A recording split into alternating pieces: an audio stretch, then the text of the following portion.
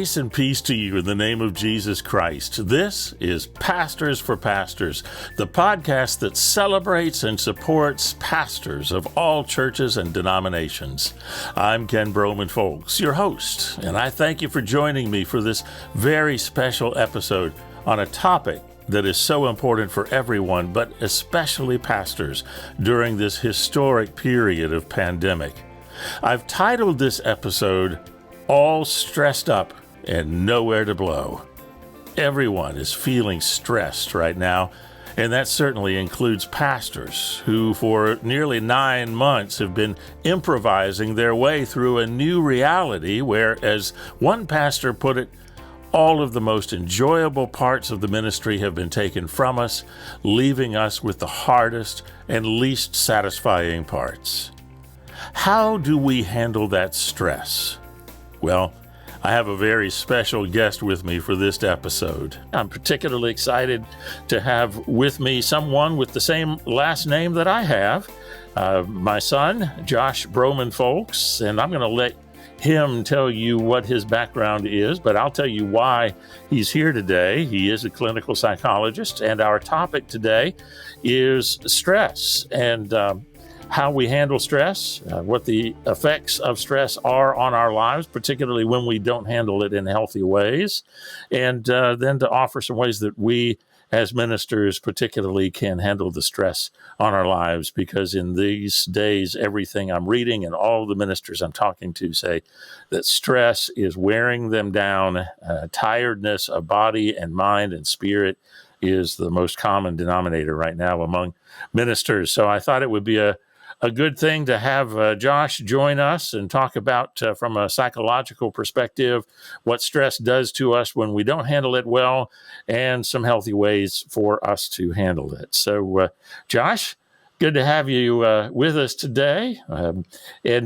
So I told him beforehand, so I don't get any of it wrong, I'm going to let him kind of summarize his credentials so everyone can know why he's so qualified to be with us today. Well, thank you. I'm glad to be with you.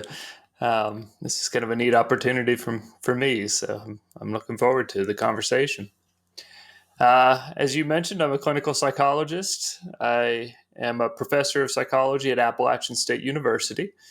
I completed my doctoral degree at the University of Southern Mississippi and then a clinical internship at the Medical University of South Carolina, where I specialized in anxiety and stress related disorders and how to treat those.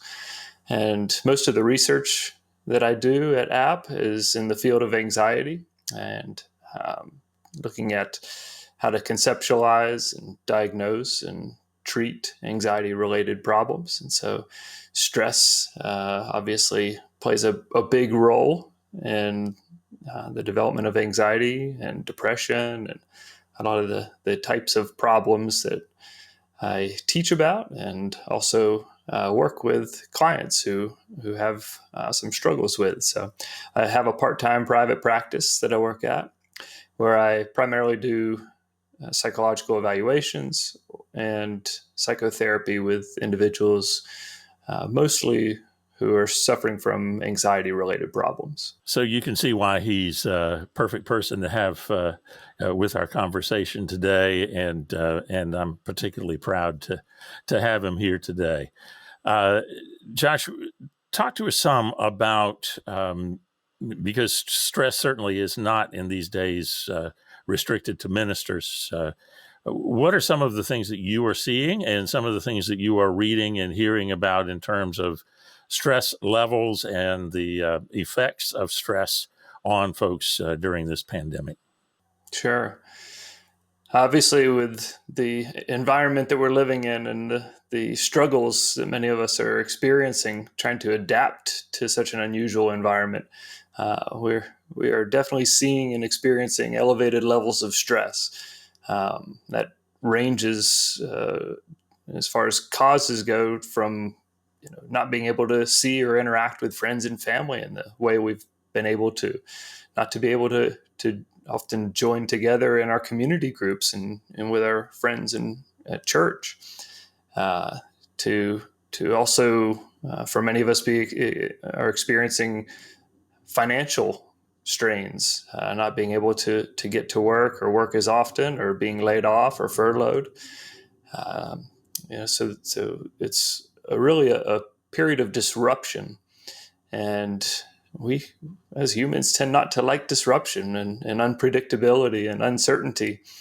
And so in times like these, many of us find ourselves struggling even more than normal. Many of us are having to establish new patterns instead of going to work every day and leaving our children at home or at to go to school or with daycare. Now we're trying to balance teaching our children at the same time that we're trying to work from home, and Zoom meetings back to back to back. And so there's a lot of just different types of stressors than we're typically used to encountering. Many of us know what it's like to go to work 5 days a week, and we go and we come home and we have our routines, and now we're really left trying to figure out what new routines might look like. What can we do to establish routines that are healthy for us? And with that elevated stress, many of us are struggling also in relationships. Maintaining relationships with friends and family from distance, with not being able to interact with them in person. And then the elevated levels of stress from trying to adjust to all this often gets in the way of the relationships that we do have, and trying to figure out how to continue to be kind and compassionate toward our family and those that we are interacting with on a regular basis, even with the elevated stress. Yeah, I think, as we've talked before, your mom and I have spent more time together in the last 6 months than I think we have in the last 25 years. Just right. And working out those boundaries and those times when we're together and the times when we're not, when we're all in the same house. I know you all and so many others are trying to work out how to teach the kids, be the teachers as well as the parents, and have some time for yourselves as well. And I know from pastors' perspectives, they are being required to do things they were never trained to do. Work with technology and figure out how to preach to a camera when they've always, most of them have enjoyed preaching to a congregation who responds and who provide an energy that they respond to. And now they're preaching in an empty room to a camera with no sense of how that's being received by anyone. So all these new things that they're having to learn, all these new ways of relating to each other and finding those new boundaries certainly do create a great deal more stress in the relationships we have as well. Absolutely. Yeah, and I can empathize as a professor. I'm used to being in a classroom and looking at students' faces and being able to react and respond based off of the feedback that I'm receiving from them, both verbally and non-verbally. Now I'm talking into a Zoom camera as well. And it's a lot of what we enjoy about our jobs, whether it's teaching in a classroom or preaching in a pulpit, is to be able to see and interact with and receive that positive feedback, from the people that we're working with and seeing and interacting with. And right now we're often not able to get much or even any of that at times. You talk into the camera, and when you're done, there's no real sense of satisfaction of the people walking out and saying, "Thank you for that. I appreciated that." Maybe somebody will send you an email, and maybe not, and then you're left wondering, "I wonder how that went over. I wonder what people thought about that." And that's a tough place to be. And in these days, when there are so many people anxious to get back together, for every email you get saying that was a great sermon, you're likely to get at least 1 or 2 or 3 emails saying, "When are we getting back together? I'm getting tired of this." And so there's that as well. Pastoral care is another issue. when loved ones die and funerals have to be negotiated, and you can't spend the time you want to in somebody's home with the family, listening and reviewing the memories that they have and letting them begin that healing that way. There are just so many things that I know ministers are missing and feeling stressed about. What are some of the ways this stress manifests itself physically, emotionally, spiritually? What are some of the things that you see and that you know about that maybe we can go, yeah, I'm seeing that and I hadn't realized it? Oftentimes it will show up in a variety of physical ways, whether that's kind of feeling more tense, more tension types of headaches, difficulty sleeping, being able to fall asleep or waking up, throughout the night. So people will often experience those types of physical changes. Also a variety of mental, types of changes as well. Many of us end up spending our time getting distracted, and we are, being caught up on Facebook or Twitter or some other form of impersonal interaction with the device, and that can lead to a variety of both physical and mental changes as well. The trouble concentrating on the things that you actually do want to concentrate on, trouble getting things done as often or as efficiently as you're used to being able to.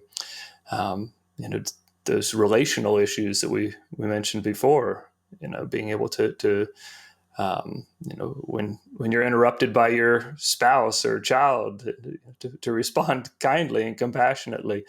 It's easier to do when you're not trying to get your work done and five other things at the same time. So those types of physical, emotional, relational types of changes many of us are experiencing. Yeah. The podcast that I did a couple of weeks ago, the minister said that he used an expression I thought was a really creative and helpful way to look at it. He said that our as a nation, as a church, as individuals, our resting pulse right now in terms of our physical and emotional and spiritual well-being is elevated in terms of the amount of stress and frustration and anger, tension. That's just our resting pulse. If it were our actual heart rate, our resting pulse would be 100 instead of 70. And then it goes up from there when minor things happen. We don't have that patience, that ability to withhold, because it's just the resting pulse is so much higher. Yeah, and there's some of the things we're being exposed to environmentally, whether it's the political environment, that's constantly dividing us and pulling us apart. The environment when it's rainy and you can't get outside to actually get a little bit of time in nature or exercise to have that kind of stress relief.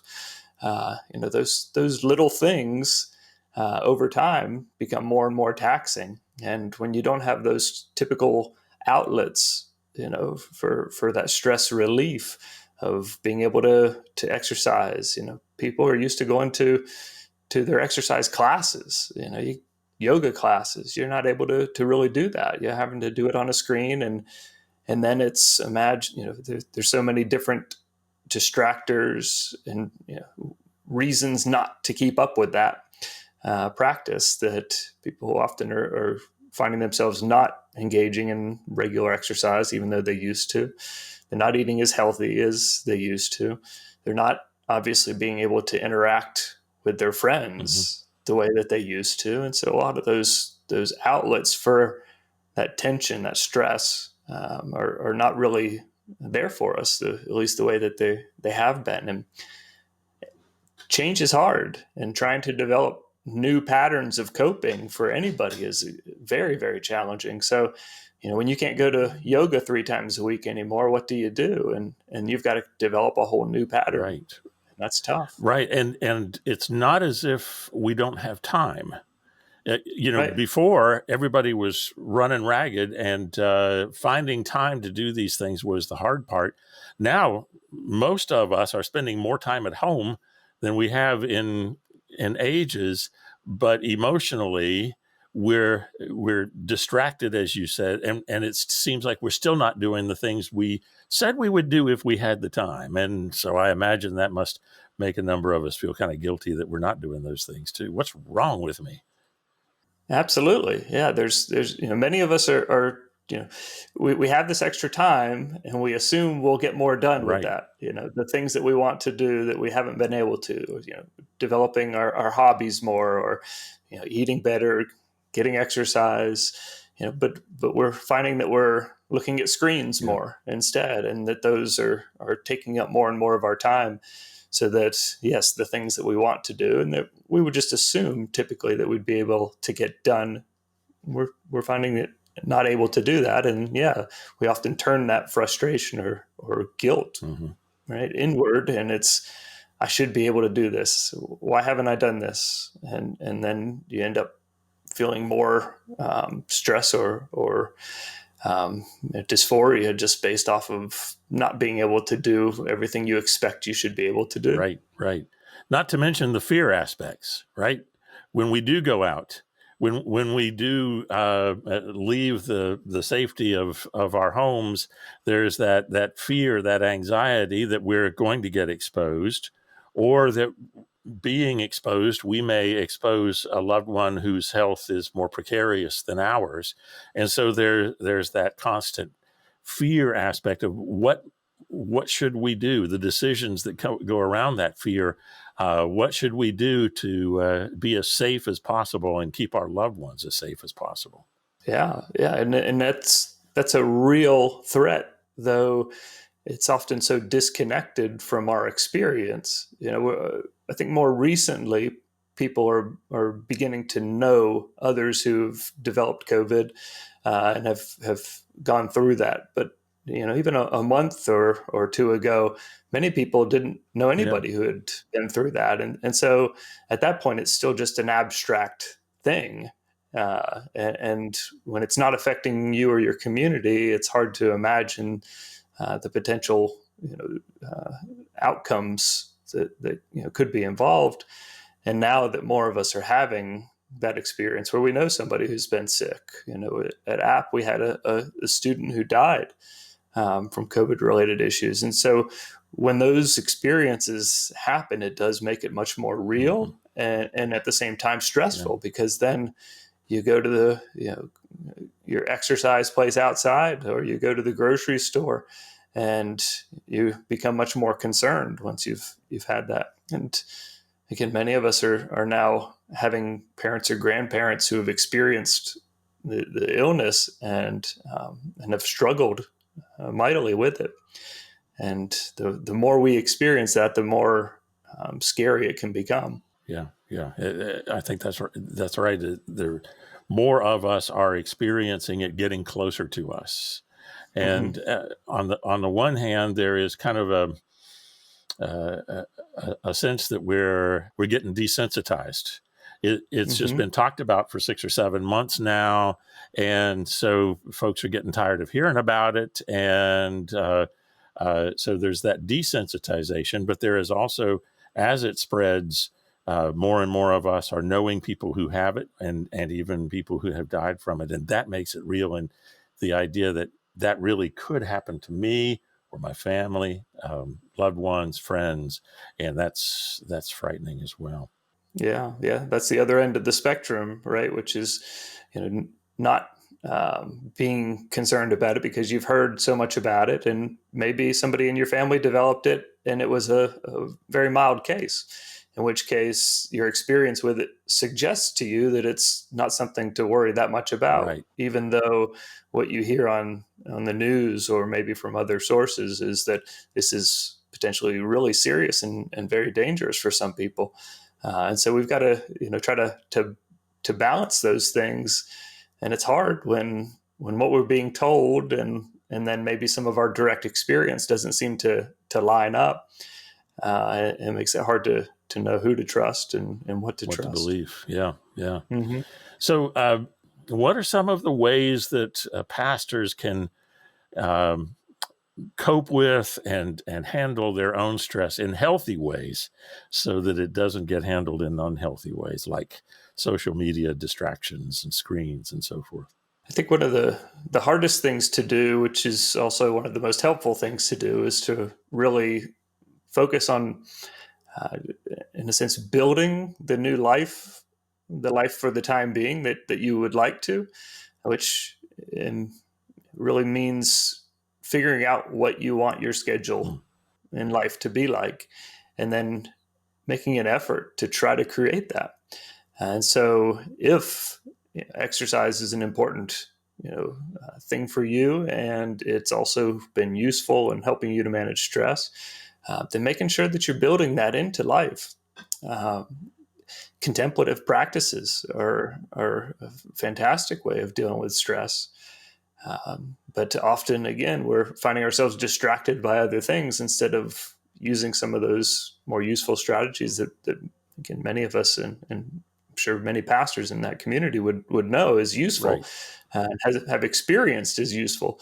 But again, often feeling like we don't have the time, even though in many cases we Yeah. do. And that anxiety makes it hard to sit still and do it.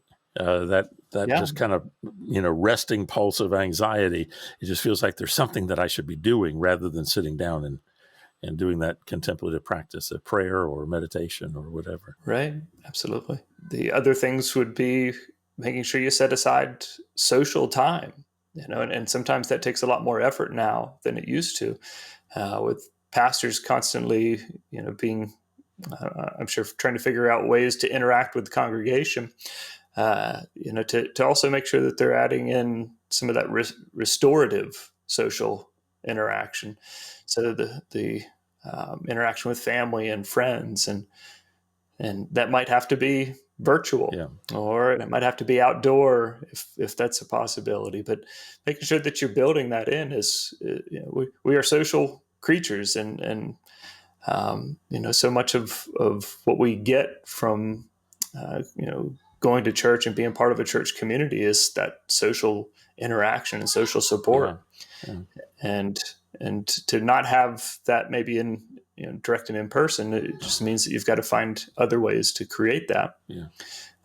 So really putting forth an effort to schedule once a week dinners, or being part of a small community group that meets each week, that type of thing. I know one of the most common things that I've heard from pastors as I've checked in with them is now more than ever they appreciate the connection with other pastors.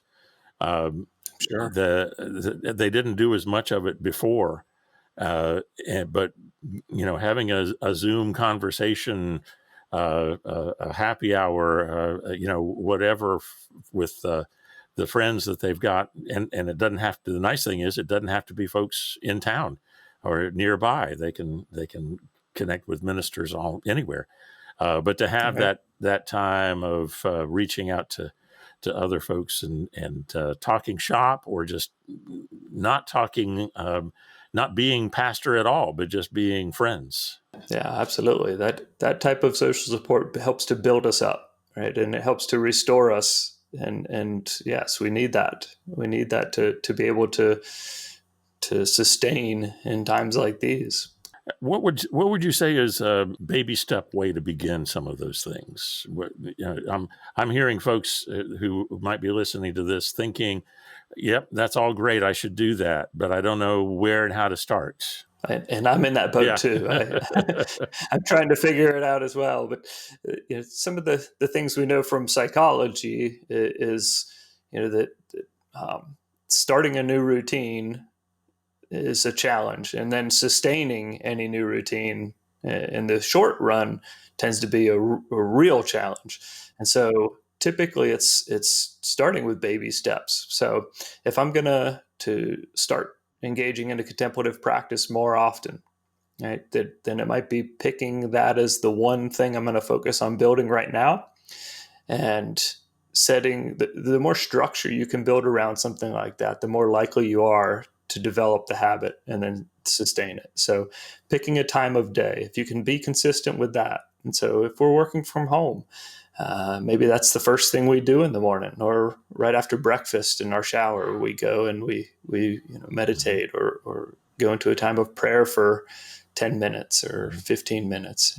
To start small, if you're not used to spending a lot of that time doing those types of things, to start small with a couple of minutes, and then slowly start to build that over time. Linking it to other things in our repertoires tends to be really useful. So again, if right after breakfast, that's the thing I do, then it's linked to breakfast, and that will help it to become part of a habitual pattern of behavior. Linking rewards to it, as we often think of rewarding kids or other people when they do the things we want them to do, but rewarding ourselves when we do the things that we want us to do. So, if you're like me, I love Mom's cookies that she gives me and I keep in the freezer. And so each night after I finish my exercise, that might be my treat. Yeah. And if I don't finish my exercise, then I forego the cookie. So that provides a little bit of additional motivation and reward for engaging in the practices. So little things like that. Maybe don't watch Netflix until you've done your practice, or maybe only watch Netflix while you're exercising. And that way you're getting the exercise and the reward at the same time. So those types of things help to build it into, and then again, starting small and then slowly increasing over time as you get more comfortable with it as part of your routine. Yeah, you mentioned exercise, and I know you've done a lot of research in the past about the connection between exercise and stress and anxiety. Ministers are not known as great exercisers. That is not the first thing that we do in the day, and oftentimes we never do as a group. Some of us do, but most of us don't. Talk about the benefits of exercise and how someone who is not doing much of that now might begin to do a little bit of that as well. Exercise is really one of the great options, because from what we know from the research, just doing something physical is beneficial for us, and mild, short walking is good for us in the same way that longer walking is. To exercise doesn't mean you have to go and run 5 miles. Yeah. It just means that you're getting your body in motion and exerting it in some way. A lot of people enjoy engaging in practices like yoga because they're, you can pick something very simple, chair yoga, and anybody can do that regardless of your age or the physical limitations that you've got. So starting with something like that, we often tend to relate exercise with, the intense biking or the running on marathons and absolutely. Yeah. But it really doesn't need to be, sitting in a chair. And if you've got, a dumbbell in the house, then you can sit and do some light curls or which member of the family are you referring to there? The dumbbell?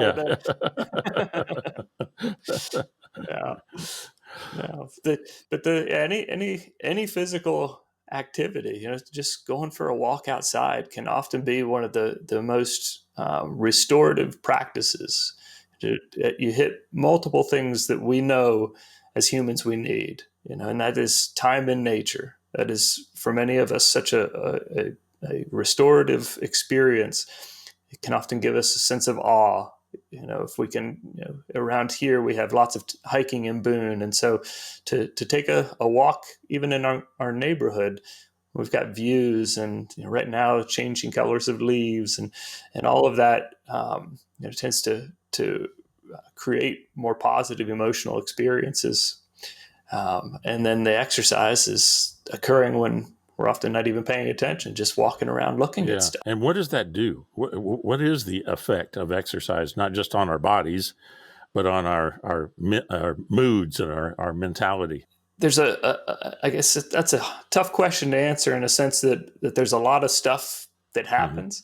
And then there are a number of theories or ideas that people will put forth as to why exercise is good for you. And so, ranging from things like just simply being able to complete an activity that you think is good for you gives you a sense of self-efficacy that you can do something that's good for you, even if it's not the easiest thing. We've got all the physiological changes that the more you exercise, you mentioned before, resting heart rate. Resting heart rate tends to go down. Your respiration rate tends to go down, and all of these types of physiological adaptations tend to also calm the body. More oxygen, I would think, circulating, more oxygen to the brain, thinking clearly. Yeah. And your body doesn't have to work as hard to get that, right? Because it's you're taking the deeper breaths because your lungs are having been expanded over and over again. Pushed to their limits a little more. You tend to be able to take deeper breaths, and so the oxygen, the there's a variety of psychological things that occur. When we see anxiety reduction and stress reduction. Depression tends to go down. Part of that's the sense of accomplishment. Part of that is the physiological changes. Part of that is just being reinforced from our environment for doing good things that are useful or helpful for us. So, you get a little bit of a reward when you walk outside and see the beautiful leaves on the trees right now. You don't necessarily think of that as being your reward for going outside, but if you go for a walk, that's also part of what you're benefiting from. And then the other piece to all of that is the social aspect, and that's a harder piece right now for many of us. But exercise tends to be a great social activity, and whether that's walking with a friend or going to a class. All of those types of activities tend to increase the frequency. We have met more neighbors in our neighborhood in the last 6 months from going out and walking around the block because so many more people are doing the same thing, getting that exercise, taking the dogs out, and you stop and chat.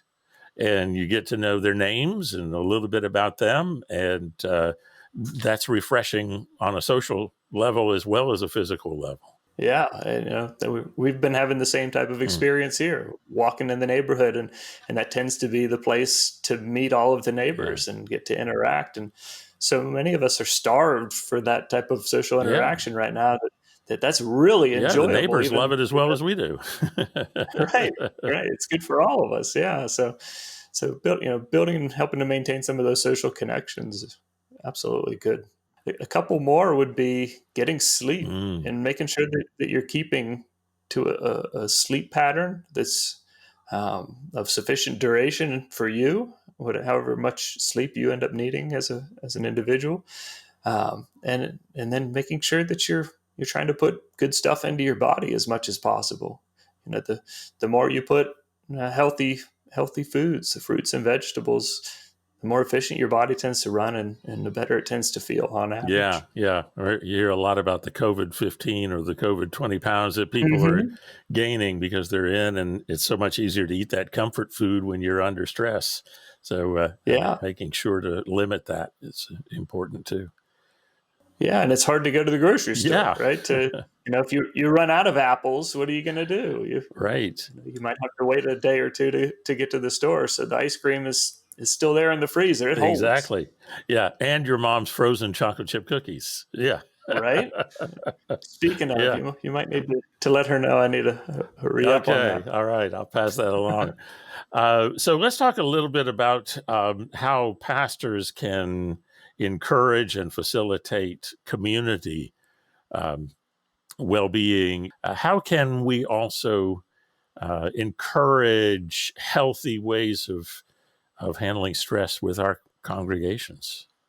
I think one in particular that comes to mind is encouraging, the community groups, whether that's Sunday school classes or small groups, to continue meeting and interacting, to develop new ones for people who aren't already involved in one.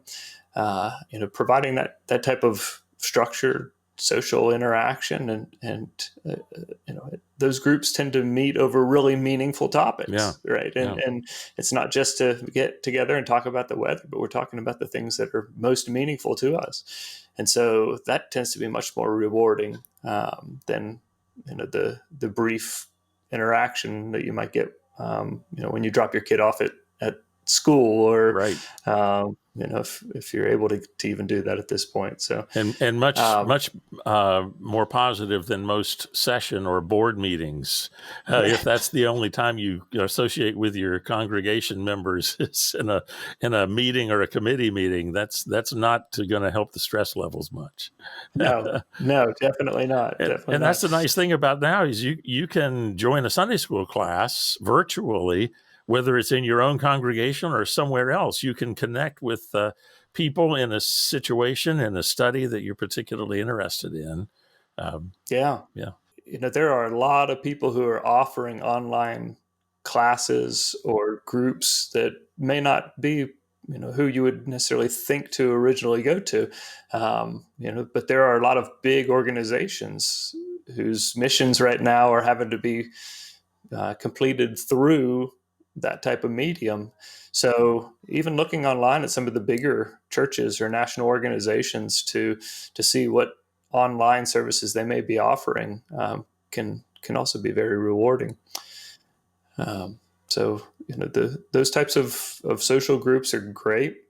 One of the things we really haven't mentioned, but that also is part of being a minister, that's being challenged a little bit more here during these times, is you're used to doing things for other people that really help them, right? That you're used to coordinating groups and organizations that's mission is to go and help people who really are in most in need, and being disconnected from that right now is a challenge for many of us. So if possible, taking the time to figure out some alternative means of getting some of that type of work done and reinforcement. So, if you take a meal to the local homeless shelter, right, that might be something that you can still do.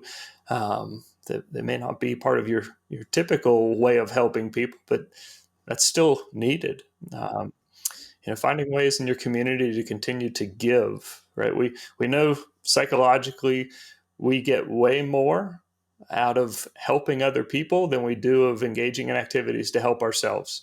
And as far as positive mood goes, it's not even close. Mm-hmm. And so finding ways to benefit others, and as much as you can, getting to see the outcome of that, right? It's much less rewarding to write a check that goes to somebody that you never see and you never hear about how that went. It's much more rewarding to go and give them a meal to some of the folks at the homeless shelter to see who's getting it and how that they're benefiting from that, and then the gratitude that you'll receive often from those activities. That's another great way of helping to boost overall sense of meaning and purpose, even in these times.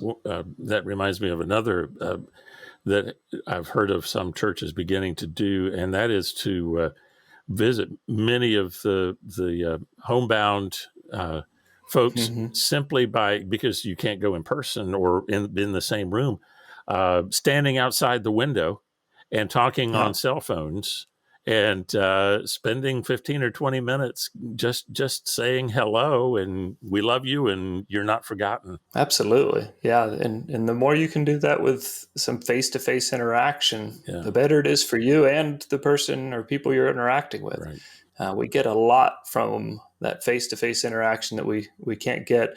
Zoom provides a little bit of that. It's definitely better than just talking on the phone.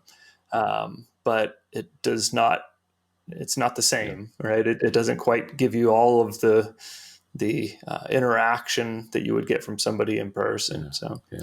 And another, little idea is if you've got some time, write letters of gratitude to people, Great. right? Yeah. The people in your church or community who really mean a lot, who have done things that have benefited you, to take a few minutes just to write a letter to them and drop it in the mail or send it by email even, uh, that is often very meaningful to the person who receives it. And it also helps to practice turning your mind to the things that are most meaningful to you, right? The things that you would be grateful for. Our brains are moldable to an extent, and so the things that you practice doing are the things that your mind will get rehearsed at doing and will do more easily. And so the more you focus on intentionally things like gratitude and expressing that to other people, the better your mind gets at going there, and then that becoming more of an automatic pattern for you. Great suggestion. Anything else you would suggest? We've kind of hit on a number of the useful things to kind of summarize. The more you can move your body, with physical activity, the better. The more you can engage in those types of contemplative practices, the lower stress tends to get. The more you can do things to interact with and to help other people, the better you tend to feel and the better they tend to feel.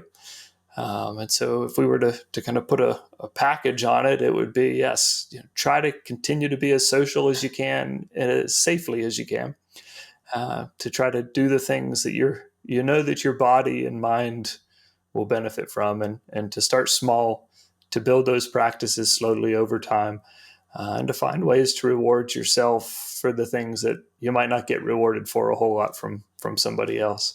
But to find ways of rewarding yourself. And the activity itself tends to be a reward. If you can boost that a little bit with, a chocolate chip cookie or something, that's never a bad thing. Yeah. And the other thing you said that I really liked was to the extent that we can, to build new structure. When so much of the structure, the habits and the movements and the boundaries of our lives have fallen down, to regain a little bit of control over our days by building in a new structure. And I loved what you said about linking it to other things, like right after breakfast, I'll do this, and linking it to those markers in our days that are still there. So it makes it a little easier to build that structure in. Yeah.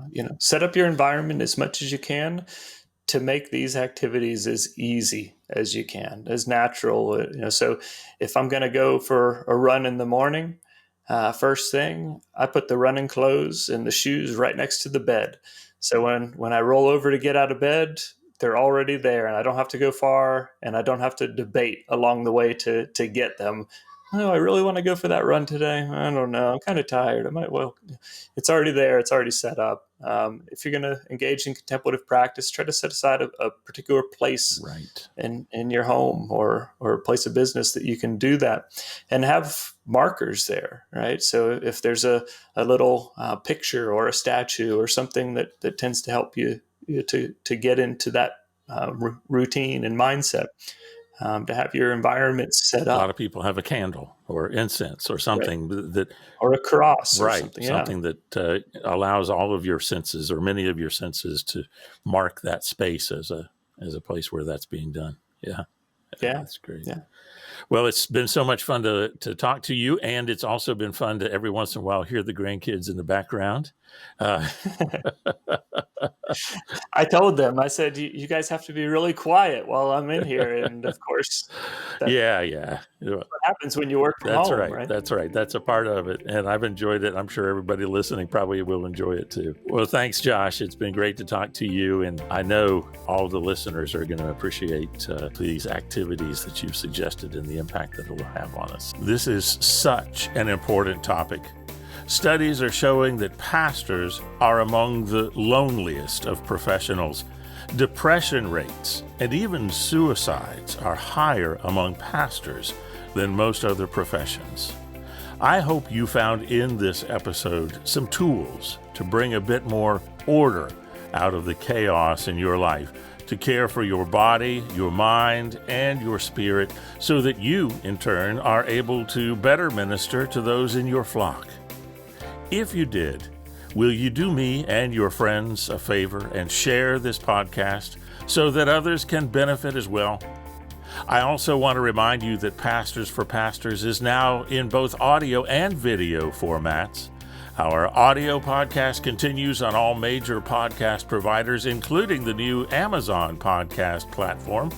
And we have added a YouTube channel with the same title, Pastors for Pastors. That's the word pastors, the number 4, and then the word pastors. I hope you'll check that channel out, subscribe, and leave some positive feedback.